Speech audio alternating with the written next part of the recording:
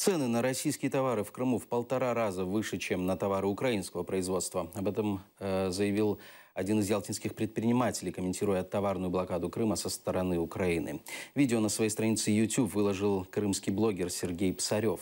По словам предпринимателя, на острове уже чувствуется нехватка минеральной воды и консервации. Продавец уверяет, украинская продукция до сих пор пользуется спросом, а российские паштеты не хотят есть даже животные. Даже те люди, которые имеют явно взгляды, поддерживающие нашего северного соседа, все равно приходят и выбирают украинский продукт в первую очередь.